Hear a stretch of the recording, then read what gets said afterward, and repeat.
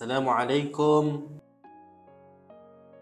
Tuan-tuan, apabila Allah Subhanahu wa taala menghendaki sesuatu, pasti ianya akan berlaku. Dan sesuatu tidak akan berlaku jika Allah Subhanahu wa taala tidak menghendakinya. Saya kongsikan satu doa.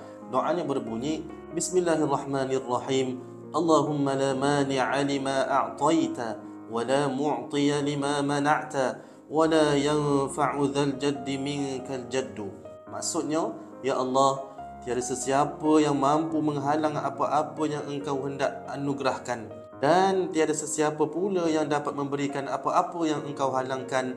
Sesungguhnya kekayaan, kedudukan dan nasib seseorang tidak dapat memberikan manfaat kecuali dengan rahmat-Mu.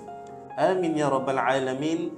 Semoga dengan mengamalkan doa ini kita redha dengan segala ketentuan qada dan qadar Allah Subhanahu wa taala. Jangan lupa, jom sama-sama kita amalkan.